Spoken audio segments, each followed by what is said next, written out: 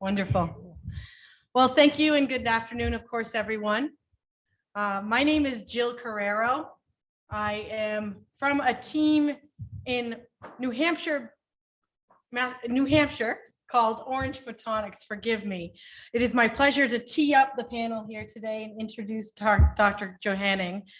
I help to lead this team as we provide a tool called Light Lab Portable Cannabis Analyzer to the world. On behalf of the team, we are really eager to share this science with you in sponsorship of this conference and to support the great and discovery work that's being done here this weekend. The topics of cannabis quality control, regulation, compliance, they're all very close and near and dear to our hearts.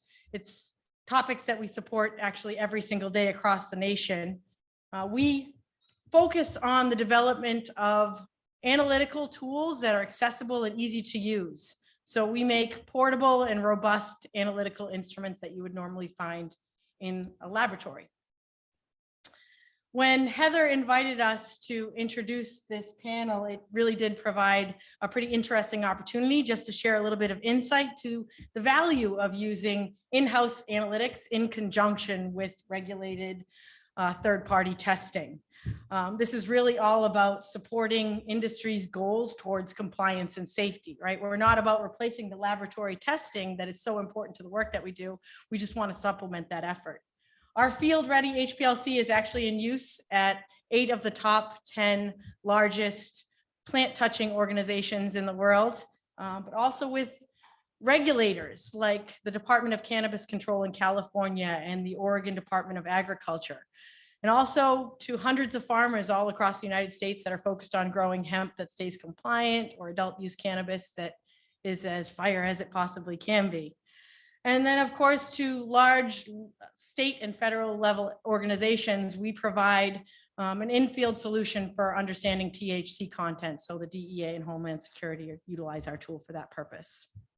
Because it really is for us when on-site and external testing, when they work in concert together, that's when farmers can sustain in an evolving market like this and where consumers are the safest. So Light Lab is a tool that we'd love for you to come out and understand a little bit more about. Some people call it dummy proof.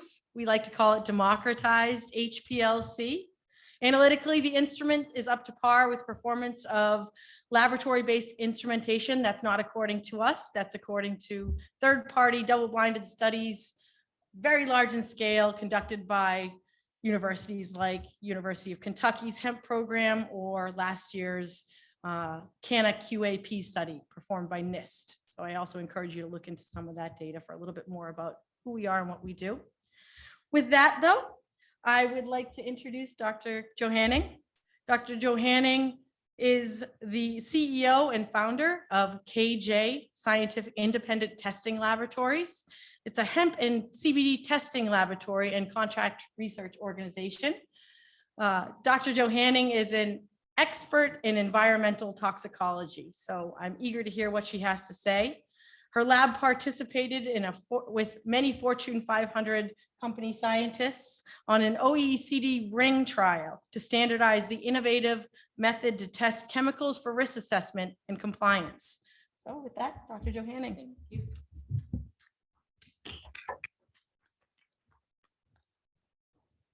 Can you hear me? Yes. Yeah. So the way that we started the company, we test chemicals for compliance. There is a shift also in the regulatory world of chemicals. And when I say chemicals, don't get stuck just on pesticides. It could be drugs, it could be terpenes, it could be any ingredient that is in your products that we use in our everyday life. So we use actually fish liver cells and we test chemicals for metabolism. So something gets metabolized, not a problem. Something doesn't get metabolized, is a problem.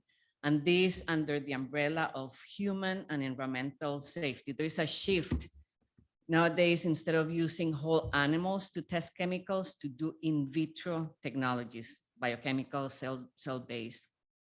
Because of our experience with pesticides and terpenes, we work with the fragrance material industry that has been around for over 200 years. So we created another division in our company that is dedicated for hemp and CBD. So that is how we started. We are a lab located in Georgetown, Texas. We welcome people to come over and visit as well.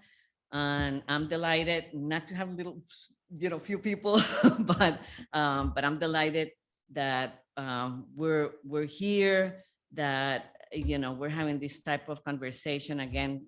It has been said several times at a university, because we need to move on in the world and destigmatize cannabis, period. So anyway, so the way that we're gonna start, I'm gonna have some slides. I'm gonna go through this as quickly as I can, but it's gonna be kind of like a summary of what we've heard also in other talks. We heard a session in regulatory with Lisa Pittman, and this is kind of an extension of that. We can talk about science and regulations for hours end, but we can't.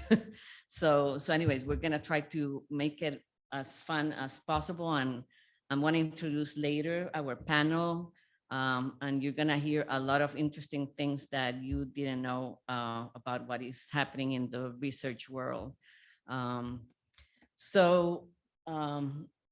Next slide. So again,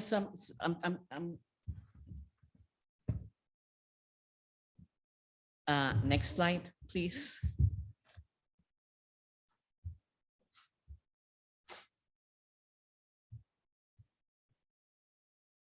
Okay, so I'm gonna try to make out the story, and some of these things, they're totally, their definitions, and so to make the point here is hemp, marijuana, same species, cannabis sativa, period. And don't get mad at these guys. They were plant biologists back in the 70s. And they were looking at all these chemical variations of the same species. So unfortunately, arbitrarily, they decided that the 0.3% THC would divide hemp from marijuana, and we have gotten stuck with that regulation. And remember, science business that goes quicker, regulations, they go much slower. So if you want to go to the original paper, this is it. It's very important to know who did what, when in the past, and understand, what is happening now. Next slide, please. Also, I want to highlight the involvement of Dr. Raphael Michulam. Not the only scientist, but he has been extremely critical in the research of cannabinoids. Because of him, we know the structure. We got to know the structure of THC, CBD, CBG, and the endocannabinoid system. Endocannabinoid system, again, has natural ligands that we have in our bodies, but also remember, we are organisms that have evolved along with the plants. So it's not surprising, but it's a wonderful thing, actually. And it's amazing. I recommend that if you have the chance to hear his podcasts, which are all over the world, to do so. He's in his 90s and he's sharp as I cannot tell you. I mean, really, it's amazing. So thank you to him for all the progress that we've done. So next slide. I don't have to convince this audience about the uses of CBD and THC. There's many, from medicinal purposes, getting people out of opioids, inflammation, pain, to now we have hempcrete. In Austin, we had last year a whole conference related to hempcrete. So there's a lot of wonderful things that we can do with this plant. Next slide, please.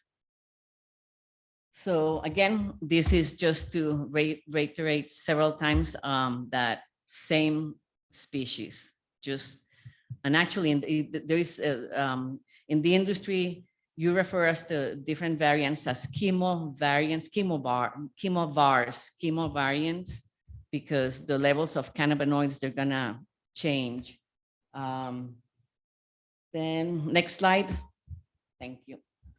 So important step is back in 2018, we got the hemp bill that was really critical for the US to legalize at the federal level hemp and get it out of the Schedule I substances. Next slide, please.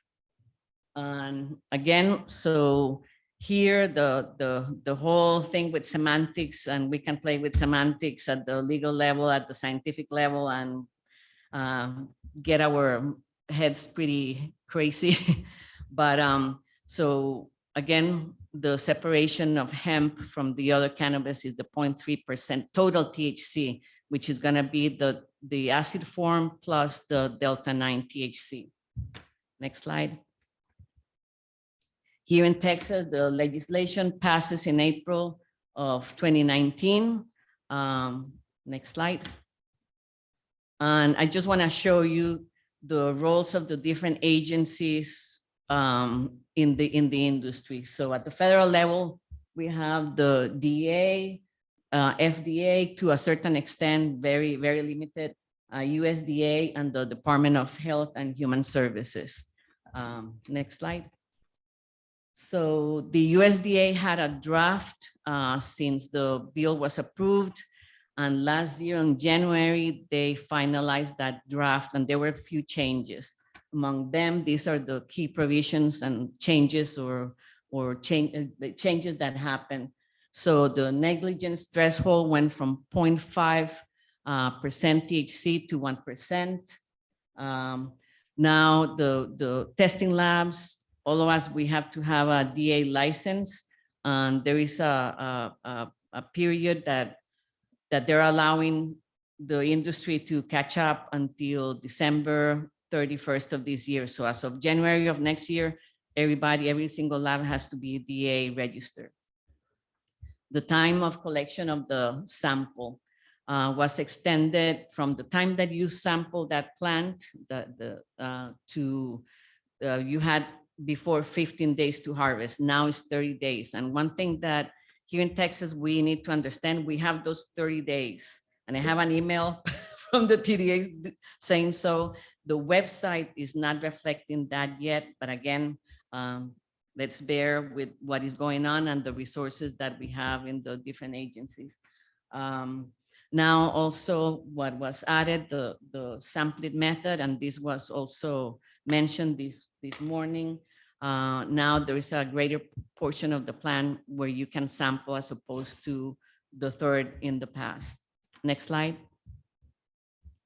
FDA is not in this. The only drug that is regulated by them is Epidiolex, CBD based, and that's it. And we hear comments on and off that FDA is gonna come in. One thing is for sure, they started a project 2 years ago in which they were, actually there was an RFA out, request for RFP for proposal for labs to go into type of ring trials, and they would be sampling different products in the whole country and comparing results. I haven't seen any results of that.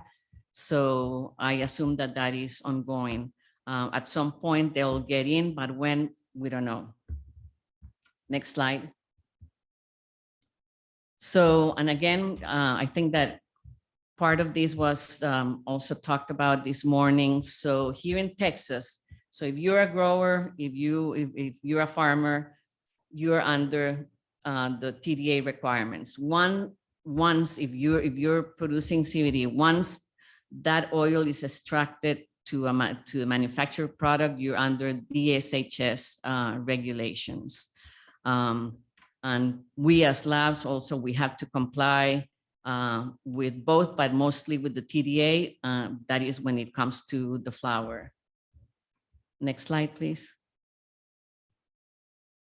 So under the TDA, so this is for the growers. So you have to have your TDA license.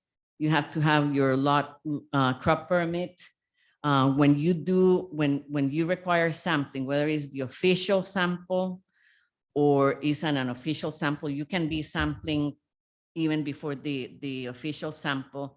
You have to request for this the sample transport manifest and the chain of custody. So they issue that actually to the labs now. Before it was to the samplers. And also you have to have an independent sampler to do the sampling. It cannot be somebody that is hired by the farmer. So it has to be an independent, and all these lists, they are in their website.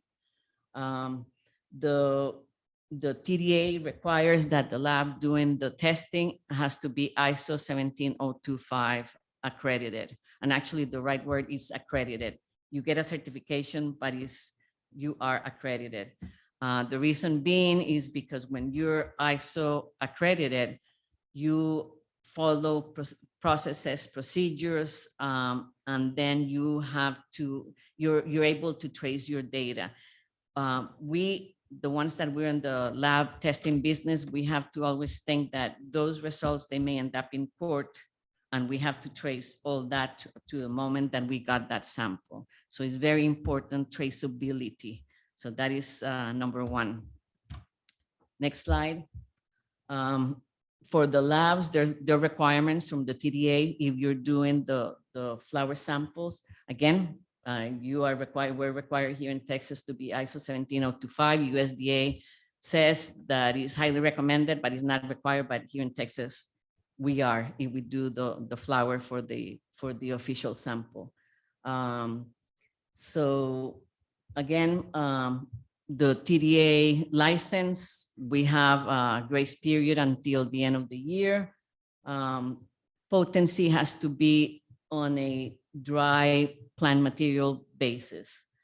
Total THC, you've seen this, is the acid form plus the delta 9 THC. That is what you have to report, and you have to report the measurement of uncertainty. So that is the dispersion of your data. Each lab has a measurement of uncertainty.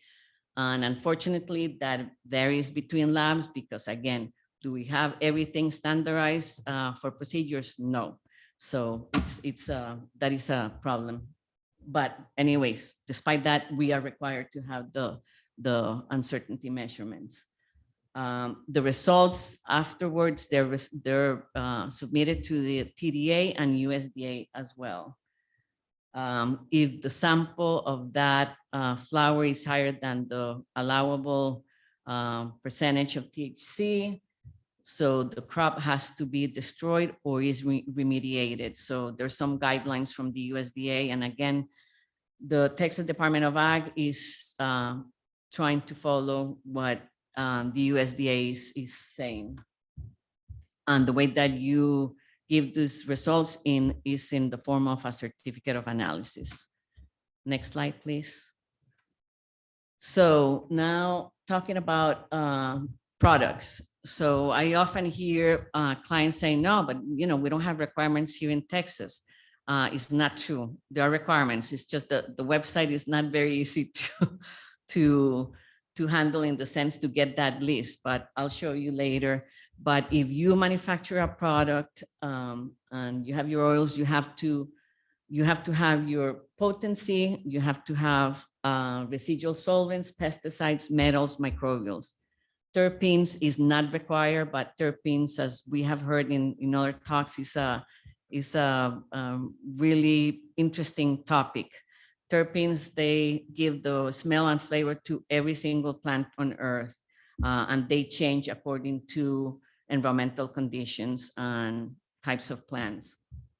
But there is a lot of, anyways, also business opportunities that can be tapped into, on some that, again, fragrance material industry has been around and flavors for 200 years. I want to ask you, if you go home and if you look at your cleaning ingredients coming from companies like P&G or Bessie Johnson, or look at them, and you're going to find terpenes in them. So same thing for our personal care products. and lotions. Next slide, please.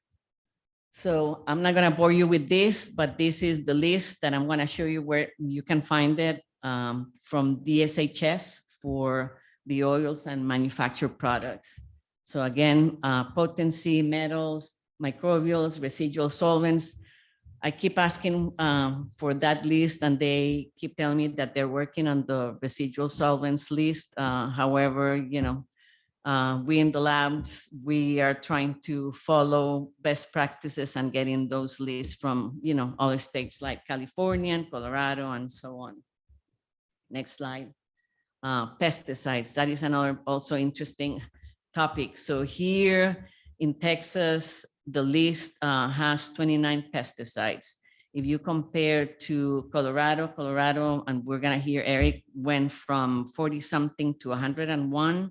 Canada requires 240. If you're in the food industry, is around the 200s.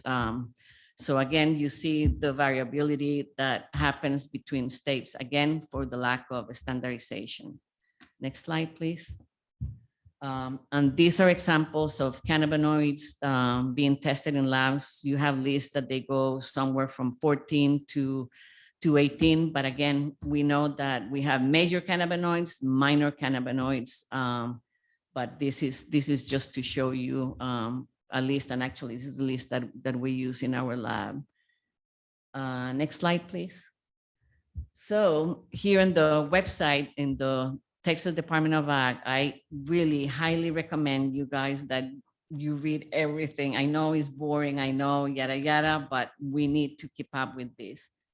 So you have a list of hemp registered labs. You have there in the frequently asked questions, there is a lot of information and links that will take you to the USDA. So I think that is like 16, 18 pages, but it's essential that you read all that if you are in the industry or you want to get in the industry. And again, so you have here the links that will take you to the forms that you need for the crop, for the licenses, the transport, the sample manifest. Next slide, please. And this is the website from DISH. So again, a little difficult to navigate, but you have to go to consumer protection. That will take you to hemp-related information. That will take you to this little link that is not very conspicuous. And from that link is where you're gonna find all the rules. In the provisions, the rules and provisions for testing, that is one of the subchapters. You're gonna go down, scroll down, and you're gonna see attached graphic. That is where the list is. The list that I show you, that is where it is. So yes, there is a list. And again, in the previous session, something was mentioned. We have to really think that is with manufacturing products. At the end of the day, safety is number one for the consumers. We are all consumers, so safety is essential. So we have to think that if we're promoting a product that is of high quality, we have to support it with the testing and the things that we put on, because again, that is going to go in the digestive system of people, skin, etc. And there's quite a few mishaps, and this can backfire us. So it's very important that we keep in mind always safety of the consumer. Next slide, please. So again, I mean, among the issues, it's true, we're in an industry that is the Wild West, but it's wonderful because we're growing with it. There's a lot that needs to be done. But in terms of the issues and limitations that we have, the lack of standardization of procedures when it comes to how you handle that sample, how you process that sample, how you test it is lacking. So, we're trying to do the best, but the guidelines that we get even from the USDA, they're very vague. So there's a lot of room for people to do different things. So we must try for standardized procedures. And I'll show you two organizations that they're involved in this in a little bit. And again, you know, here in Texas and in other places, if we were to go to the shelves of different places and pull out products, you'll be surprised all the stuff that we can, you know, detect. So we have to be very, very mindful. Next slide. So these two organizations, they have been around since the 1800s. The AOAC, the Association of Official Analytical Chemists, before it used to be the Association of Official Agricultural Chemists. So these guys and the ASTM, the American Society for Testing and Materials, they have chapters now in the cannabis. They have sub-chapters dealing with cannabis testing, and they're working on standardized protocols. But again, it's gonna be a while, but more and more AOAC, actually they got the medals. Recently, we have more guidelines for testing cannabis, but it's very important that us in the testing lab business, we follow what we have that is the most standardized, but again, more work needs to be done. Next slide. So this is our website if you wanna go and get more information. And again, we're always happy to have you visit with us. Next slide. So I'm gonna introduce our panel, and I'm gonna try to do a good job because we have a really, really interesting panel. So Dr. Dmitry Kurouski, he got his master's degree in biochemistry from the Belarusian State University, his PhD in analytical chemistry from SUNY in Albany. He did a postdoc in Northwestern University, and then after that joined Boehringer Ingelheim Pharmaceuticals, where he was a senior research scientist. In 2017, Dr. Kurouski joined the Department of Biochemistry and Biophysics department at Texas A&M University. His research interests are focused on nanoscale characterization of biological and photocatalytic systems using TRS and AFMIR. And he's here because he has been doing work in the cannabis space with a new detector that we're gonna hear about in a little bit. Then we have Dr. Aruna. So Dr. Aruna is your neighbor. He's at Prairie View, Texas A&M University. And he has a lot of accolades, so I'm gonna try to synthesize a little, but there is a lot of accomplishments that he has, and we're very honored to have him here. He got his BS at the University of Sri Lanka, PhD from the University of Hong Kong. He did postgraduate training at the Royal Botanic Gardens in England and Scotland. He did postdoctoral research at the University of Missouri in St. Louis, focused on molecular systematics in flowering plants and medicinal plant systematics at the University of Mississippi. So he's in the cannabis space, but also he's a wealth of information when it comes to botanicals and medicinal plants. His contributions, among his contributions, he developed the largest living medicinal plant collection of Sri Lanka in the US. Also, he's done medicinal plant taxonomic revisions. And for that accomplishment, he got a postage stamp dedicated to him that was Thailand, right? Also, this is amazing. He's a fellow at the Linnean Society of London. So Linnaeus, this scientist way back when that came up with the classification system. So To say cannabis sativa, there is a way that you put nomenclature into organisms, plants, animals. So he's a fellow at the society, at the Linnean Society in London. And because of his contributions, he has a lichen also named after him. So that is pretty cool. And then we have Eric Scarborough. Eric, he comes to us from Emerald Scientific. He's in his 4th year as a technical sales specialist of Emerald Scientific, but he's also a wealth of knowledge when it comes to regulations and what is happening in many states here in the US. Emerald Scientific is a technical distributor of lab supplies and equipment dedicated to the cannabis and hemp industries.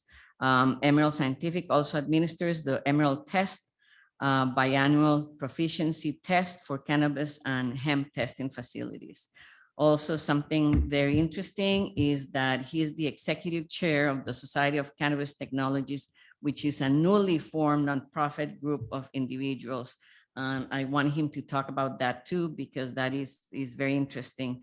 The society strives to increase member scientific and technological knowledge in the cannabis and hemp industry through acting as a repository for best practices, fostering subject matter experts, providing impartial education, in-person meetings and publication, while providing a network forum for peer collaboration. And I'm gonna shut up here and I'm gonna make them speak. So actually I have some of the questions here, but what I would like to is for them to talk about what they're doing in the cannabis space. So we can start with you, Eric. So could you please tell the audience what is exactly what you do and explain the proficiency test, because not everybody's aware of that. And then also go into your newly formed nonprofit organization as well. Sure. Again, my name is Eric Scarborough with Emerald Scientific. I've been with Emerald for about 4 years. We were created in 2014 because people wanted to do cannabis science, but they were not going to sell methanol or cannabinoid standards to a cannabis lab. I mean, that's unheard of. So we needed a go-between, a distributor, and Emerald was born. At the same time, we created a proficiency test. All major industries have blind proficiency tests, and essentially you sign up for it, you get a blind sample, you run it, and you have to say it's for potency. You have to report your results and you get a pass or a fail. This can be used anywhere from marketing purposes. You can put it on your website or your business card, or you can use it for defense, because if you run a lab, you're going to have people that say that answer is BS. I have done this for 20 years and you guys are wrong. And you can say, well, you know what? I participate in a blind proficiency test.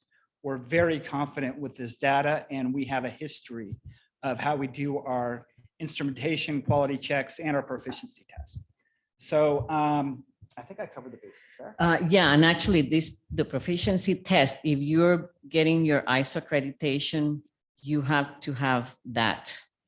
And if you don't, I mean, you can choose in a period of 3 years which tests of what you're accredited and getting the accreditation, but you must have them in a period of 3 years. You have to pass all those proficiency tests. So period, you need them despite anything for the accreditation. Yeah, most states are asking that you're ISO certified, and the ISO certification folks ask that you take at least one proficiency test a year.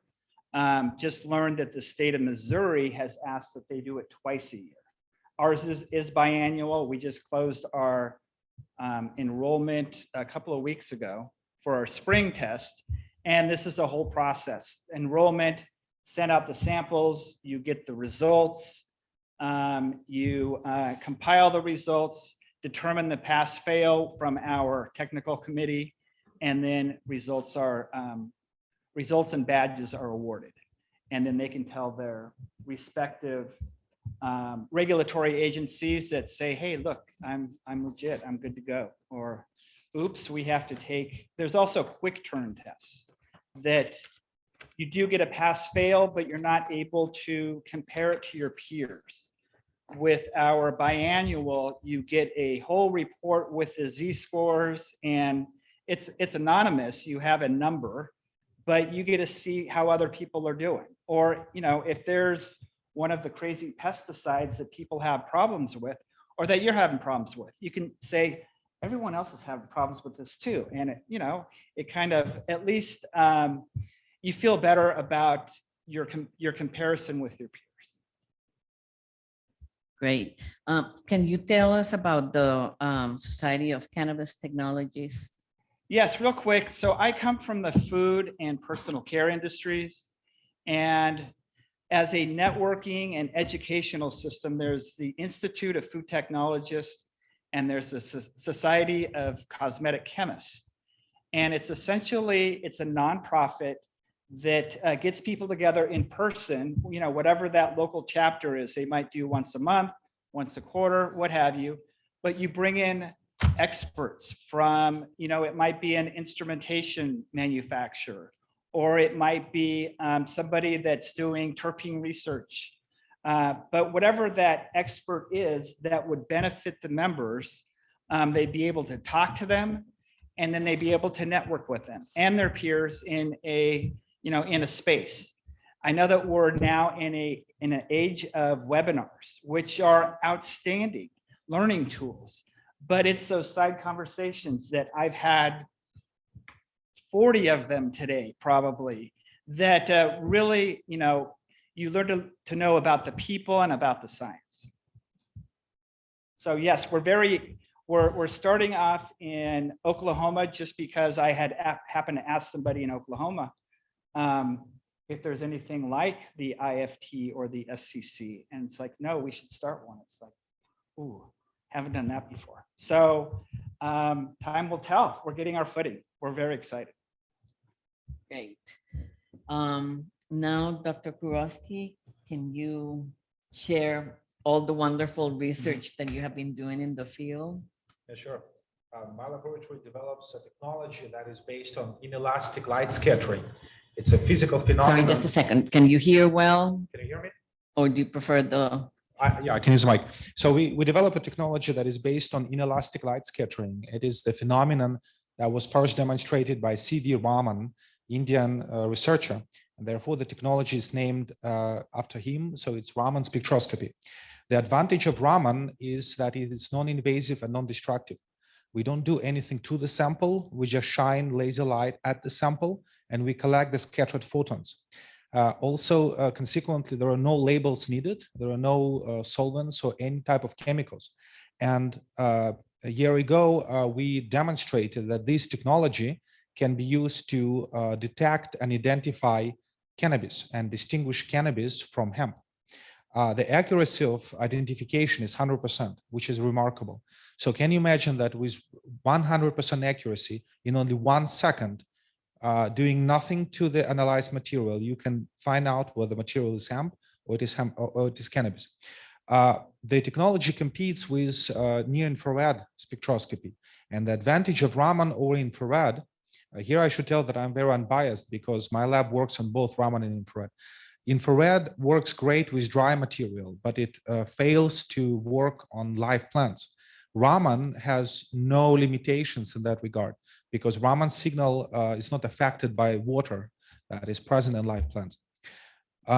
We also demonstrated that Raman can be specific or is specific to other cannabinoids, and we can distinguish the signals coming from CBD, CBG, CBDA, etc., and distinguish them from signals that come from delta-9 THC.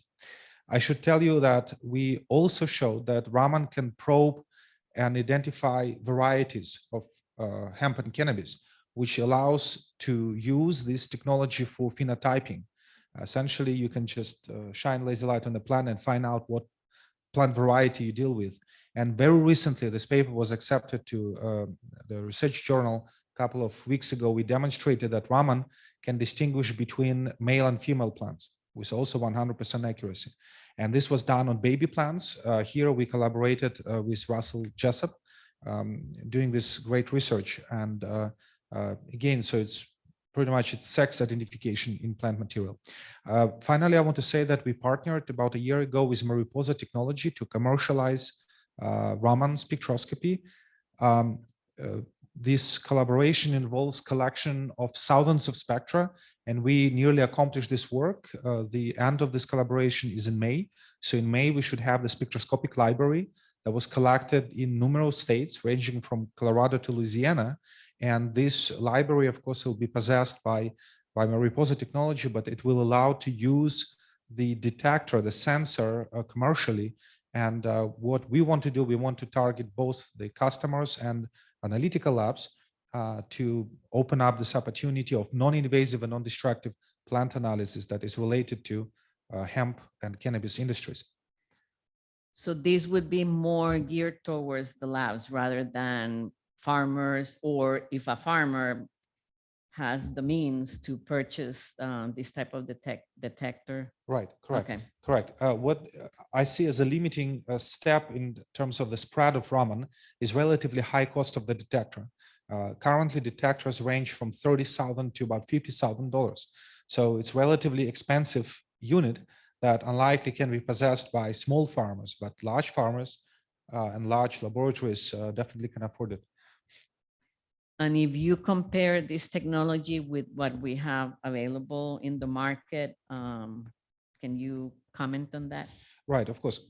The currently analysis of hemp and cannabis is done by HPLC and HPLC-MS. This technology is destructive first and foremost, and second, it's very laborious because it takes time to prepare the sample and then to do HPLC work itself. Raman doesn't have this laborious side. Again, it sounds like a miracle, but you have plant material, you put it next to the instrument, you press a button, and in 1 second on a screen, you get an answer. So this is the next level of technology that, in my opinion, maybe will not fully replace HPLC, but at least it can eliminate maybe 90% of analysis that is done currently in forensic laboratories. Yeah, I see also NIJ, National Institute on Justice, being interested in this technology. My lab is funded by NIJ, but on a slightly different project. And I think that step by step, Raman will be a technique that many people will use. Again, probably it will not replace or substitute HPLC and HPLC-MS, but it will be a technology that will allow to take most of those samples that are sent currently to the forensic laboratories. So actually, if you have questions, guys, I mean, you know, like in the middle.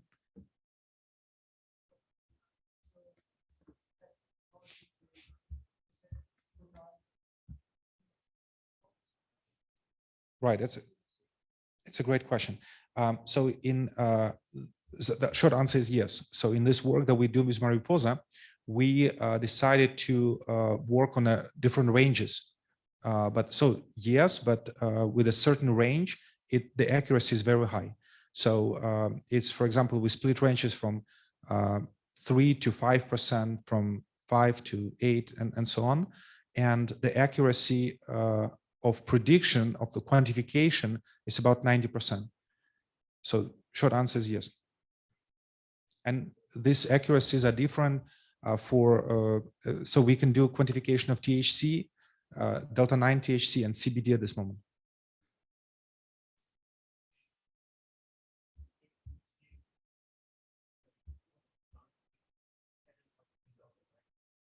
Yeah, it's a great question. I don't know the answer yet. We need to test. Highly likely yes, because Raman is specific to the structure, and a structure is different between delta-9 and delta-8 THC. But of course, we need to do the experiment to tell you the answer.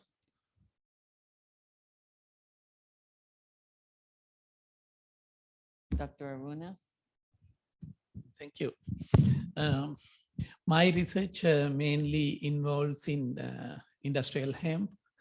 as you know, although it is called industrial hemp, and most of the plants, when we started growing for our research, started showing, the narcotic properties with the Texas climate. So we maintain a huge germplasm collection. Basically, almost all seeds certified or approved from Texas Department of Agriculture.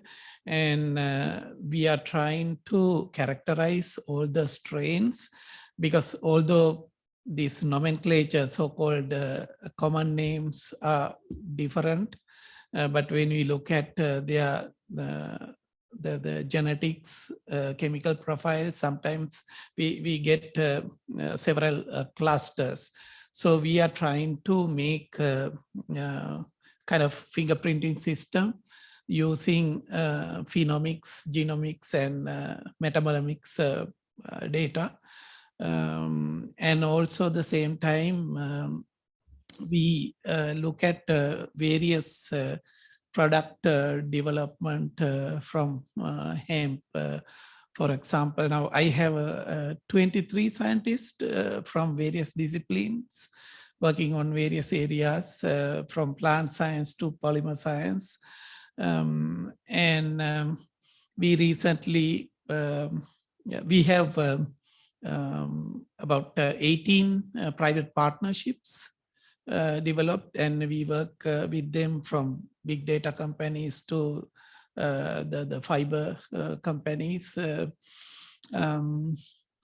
So looking at the CBD products in the market, and we found a lot of issues, and there is no FDA regulation. So I work with FDA also to provide them the data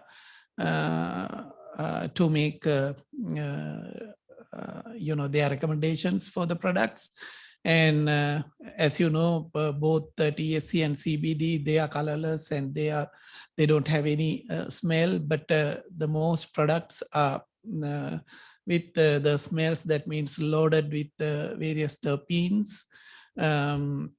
And some products doesn't contain even CBD when they call CBD products, and a lot of mycotoxins isolated from products, and also heavy metals and various solvent residues like hexane, chlorophane, and sometimes the petroleum, the residues also there. So we need a lot of science to develop this industry and make it into the streamline. And so when we are looking at the chemistry, we are trying to separate out what are the strains good for the CBD production, and what are the strains good for the fiber production, and what are the strains good for the seed grain production. Because now the whole world is moving towards the plant-based protein and plant-based milk, because recently they identified two sugars in milk, which feeds cancer cells. And so now you will see a lot of plant-based milk products in the grocery stores. So eventually, I think they will dominate the milk market too. So when we look at sorry.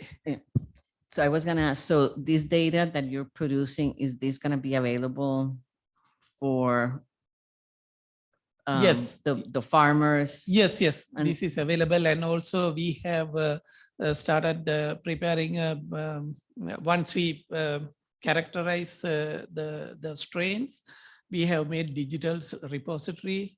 Everyone can access to them, and you can see the differences, morphological differences, DNA barcoding you can download, and also the metabolomic profiles you can download.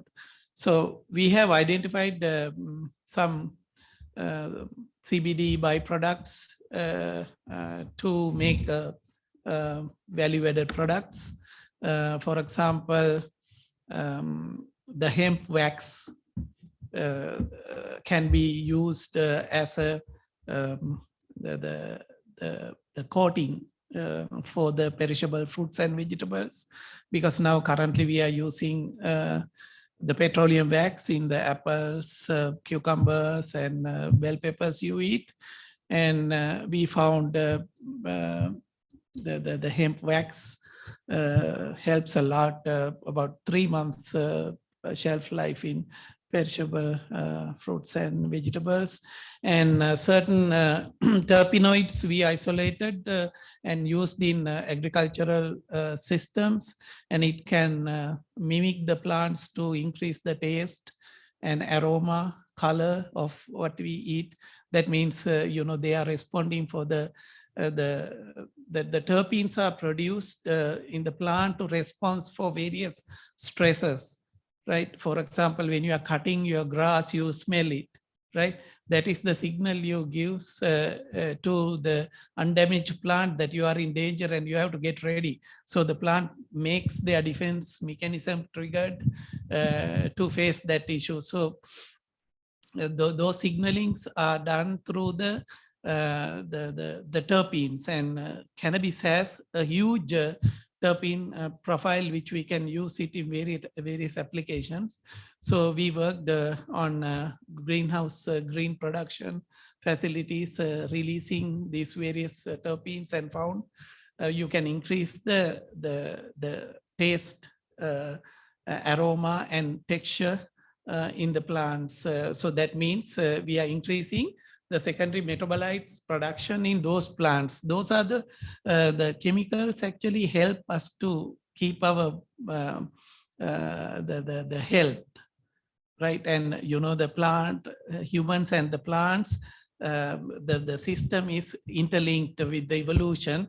And interestingly, the cannabis has a long history with the humans. I think there is a very good relationship with these phytocannabinoids and endocannabinoid system. The plant was evolved with the humans through this system. And interestingly, only one species and one plant family remaining in this group. And the next close relative is the hops. And hops also has the similar relationship, right? Hemulin and all these things help us to keep our brain stimulated like that. So when you look at the plants and humans, the secondary metabolites in the plants will help to switch on and off our genes.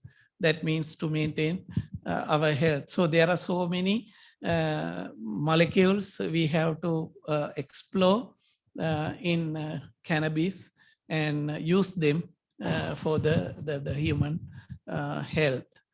And the fibers, now we have worked on making heart stent using the hemp fibers, and it shows very promising results than the platinum and steel mesh in the heart stents. And also the using hemp fibers in the burn injuries helped a lot. There is no rejection reactions from the human body. That shows how much these plant and the human system bound together.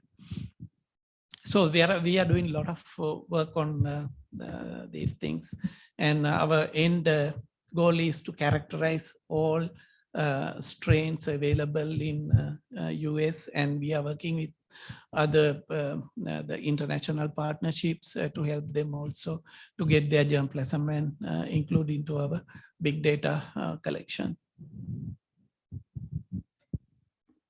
So in terms of the genetics, how much is the environmental influence in the plant? Because, we can bring seeds from other states and they're going to behave differently. How much differently? Yeah, it is very, very complex when we looked at it. As you know, the original, the Linnaeus, when Linnaeus was discovering the cannabis sativa, they only, the people in China and India used male plants for the fibers and female plants for the medicines. And at that time, the THC content in the cannabis sativa was about 4%. And today we have 40% THC level because of the illegal non-scientific breeding. So at that time, the 4% THC level is okay for the human system.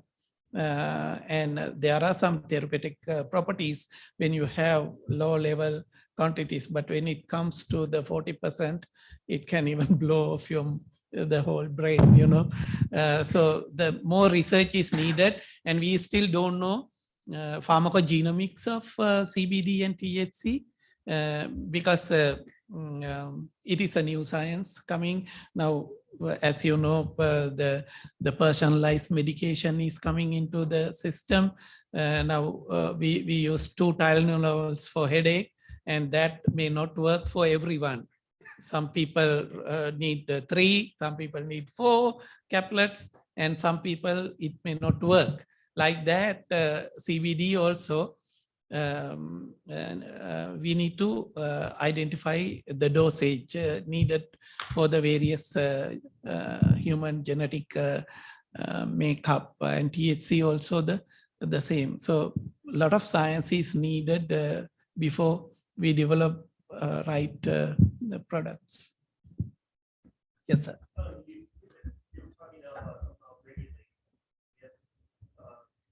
How much do we actually allow it to consume? Or how much should a person consume? That's been my question.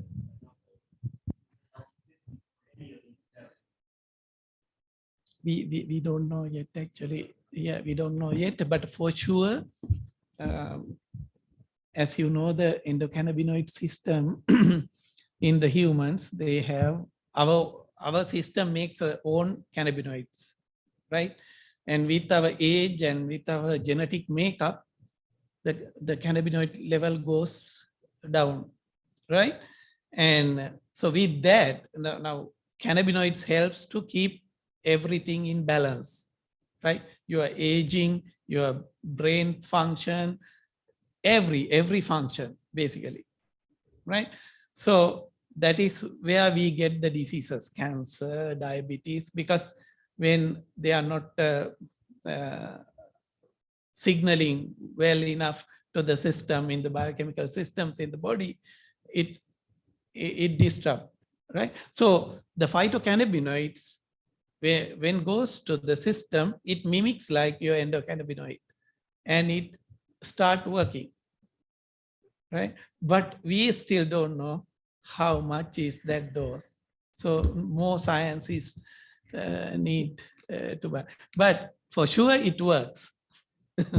Yeah, definitely. Yeah. I went to a conference and I heard the same question, and I heard an MD telling, oh no, you cannot OD on CBD. You can OD on sugar. You can OD on water. There is a point that, you know, you can OD on many things because you're gonna flush your liver. You're gonna totally make it overwork. So definitely, I mean, it's not like other substances that, you know, but again, we need studies of how much is needed for X. And again, why when we go and buy all these products in the stores, we, you know, well, you know, it depends, it works maybe for you, which is true. I mean, you know, we're so used to now in Western medicine that one fits all, and we now know that maybe it's not necessarily the case, that, you know, all of our bodies are different. But one thing is for sure, we need more studies to say this much, you're gonna have X much of an effect. So definitely, and again, because it has been, and you know, cannabis has been so illegal that we haven't been able to do all this research. But I think that we're on the way, and it's gonna happen. But again, you cannot be on many simple things, period. Your body's not gonna take it. So Start low, go slow. Yes. Yeah, so without knowing all these things, we can't go in further science like breeding, and we still don't know what are the best strains for Texas. Because I found the strains I brought from Colorado, when it grows in Texas, start early flowering, and the THC is spiking because of the heat here. And all these terpenes, THC and CBD, all are produced in the plant in response to the stress. And there are some links between the reproductive biology of the plants, also the THC level, and it gives some rewards to the herbivores for the seed dispersal and so on. But these things are still, we need more science to understand why it is happening, and how we can improve. So in my experience, some of the strains I brought from California works better here in flowering and growth and everything, but the Colorado ones were not doing very well. And I had some Chinese strains shows some multiple uses, like they have huge seeds, a lot of protein content and good quality fiber, and the same time female plants has a lot of CBD and terpenes also. So we need to characterize first to understand the quality of these strains, and then find out and recommend the best strain from the various end usage in Texas. And now I want to switch a little more on the regulatory side, and we have Eric, who lives in Colorado, and I'm gonna ask you big picture, what are the differences? What is that Colorado is doing better that we can learn, or worse that we can learn? Wow, that's such a big question. But give it a shot. Well, as you know, pretty much every state has different requirements, and it seems to be a mystery of how did you come up with your pesticide list, or why does Oklahoma require terpenes and nobody else does? There's just so many questions out there. And I was thinking about the pesticides thing last night, actually. Not like right before I go to bed or anything. I'm not that weird. I am that weird, but I was not thinking about it last night. If you big picture is Colorado, it snows there. It's at altitude. It's a different environment. There's different pests than you would have in South Texas, than you would have in Eastern Oklahoma. That's just the fact of life. And it would be logical that you would need different pesticides to fight that. Well, what if, when the feds come in, maybe they'll just make one list that we can all live with. Well, does that really follow the science and make sense in it? It doesn't. So I think, from hearing from my end customers of, I wish we had the Colorado/Oklahoma list because there's only 13 pesticides. Well, yeah, it's very easy, but it doesn't really make sense. If you test a sample, can you find other pesticides? The answer is absolutely yes. So, what makes sense? Where is the science, and how transparent can the regulatory folks be in the logic behind their regulations? And right now, it's that transparency is not there, and the science behind it is not there. And I hope that at some point in time, there's going to be better collaboration of, okay, we're going to come out with these regulations, and we have followed the science, and this makes sense, and everyone agrees to it, instead of coming out with a regulation like Colorado came out with, they want to test the vape coming through a cartridge for heavy metals. That sounds like a great idea. The thing is, they don't know how to do it. The CDPHE, Colorado Department of Health and Environment, yes, haven't a clue. I actually had conversations with them and they said, if you have any ideas or any resources, which I pointed them to a couple of different directions, the obvious would be to go to the tobacco folks. They know about inhalation products and how do you test a hit off of a cartridge. They have kind of been doing this for about 50 years. So, but the logic wasn't there. It's like, we really want to do this, but it's not based in reality. So I'm hopeful that the collaboration between end users, with the consumer safety in mind, but the science and the regulatory has to come to it. Yeah, there's a lot of disconnect. Even, doing environmental toxicology, we're more in line with the EPA standards. And then I talked to them. So have you thought about environmental impact on this? Because maybe too much is gonna be for a fish, if everything goes in the water. And by the way, we started doing experiments with other species and CBD metabolism because it's different. And to put that, there's gonna be a point EPA is gonna come in and everybody's gonna be scared. And maybe we shouldn't, but we need to tackle the science on that. And like you say, look at other, industries, what they're doing. And on that note, I'm gonna switch then into terpenes and Dr. Kurouski. So you're doing cannabinoids. Do you think that this technology can be applied for terpenes and? It's possible. We didn't look yet at terpenes. We were focused on cannabinoids because there were more interest in identification of cannabinoids and quantification of cannabinoids. But I think it is possible.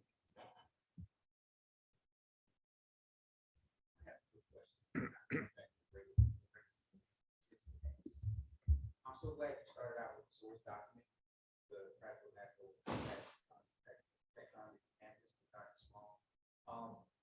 Y'all know the number 0.3 is arbitrary number, people out here. But have you been able to identify one that is a number that's based on beliefs, not the blood?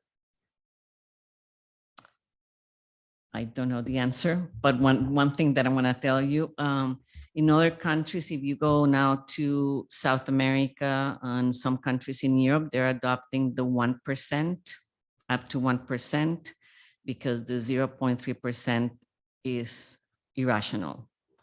So yeah, so hopefully, But it says in that source document, that same line. yeah. About 0.3, it says you take this number, apply to the young mature leaves of the plant. Yeah, no, I know. I mean, there's a lot of things that need to be changed. And again, unfortunately, regulatory always comes out slower, but that is why it's so important that we all get educated and we all push for, changes, period.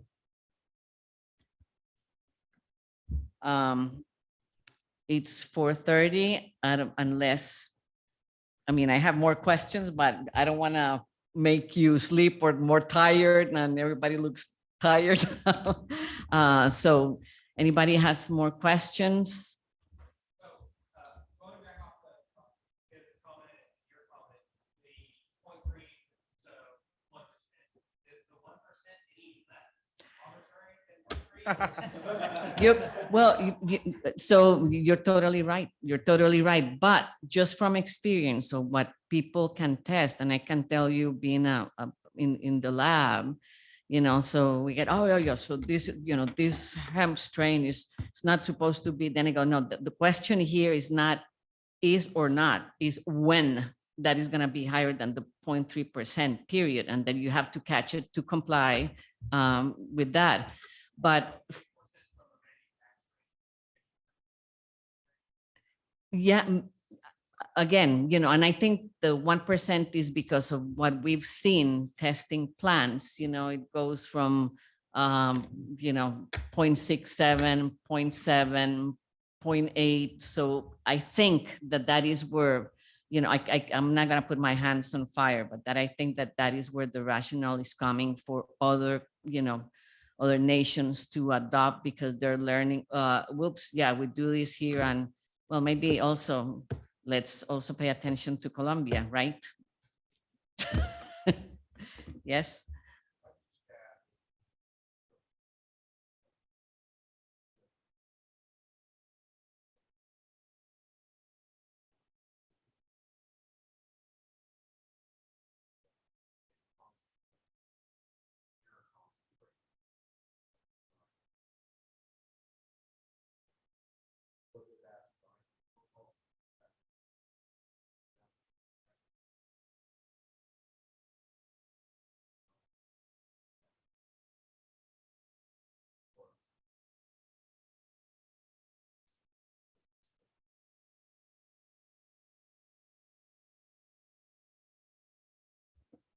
Yes.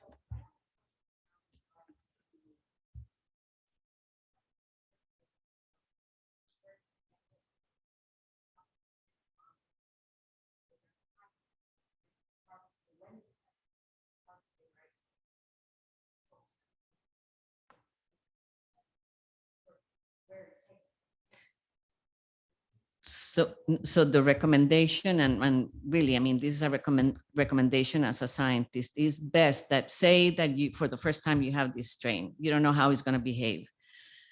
Probably is best, I know that I'm in the lab business, but probably is best that for the first time you do, different testing at different periods. So you learn that under my conditions where I have these nutrients, I have this soil, I have this, so then the first time you learn, but there is no, so it's after flowering period. That's it.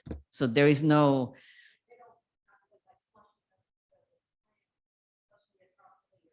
but into that actually, and so it makes a difference where you take the sample in the plant, because actually I went to a farmer and then I said, I know that the answer is yes, but I want to see it.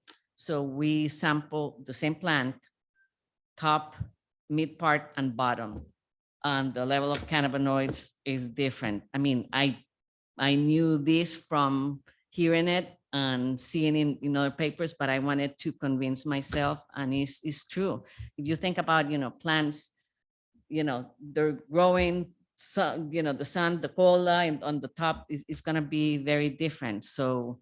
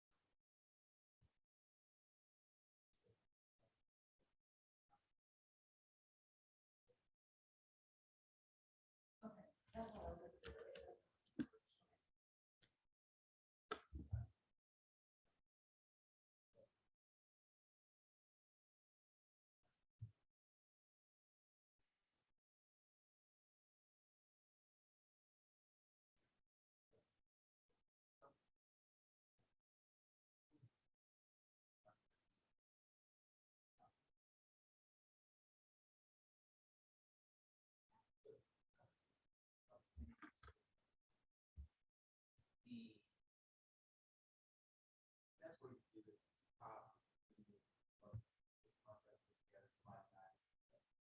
get an accurate representation of what is problem with Texas is come to sample. Texas is going strict about USDA guidance because they don't have yet. Samples go to USDA.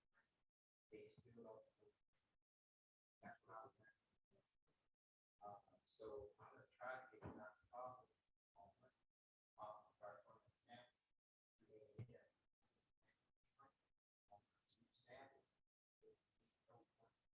the best would be like workshops. I mean, when you, yeah. And also, if someone just gets the state sample and they don't test afterwards, they're stuck. Because the state sample, it should have concentration. So they'll test for the state, and then afterwards, they'll get their own done with just blood material. They'll do that.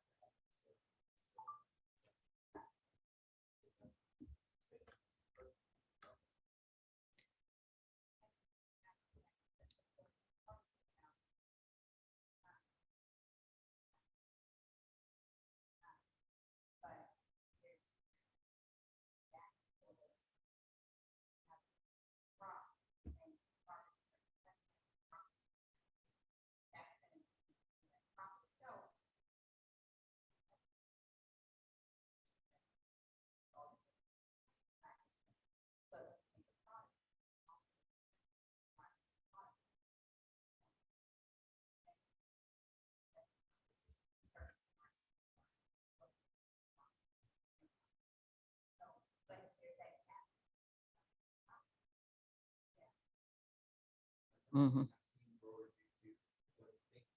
They have to sample, they got 30 days to harvest the rest. If they pass the plants that are still immature, they'll harvest their most mature ones first. Up to 30 days, they go premature. Time to actually grow or harvest.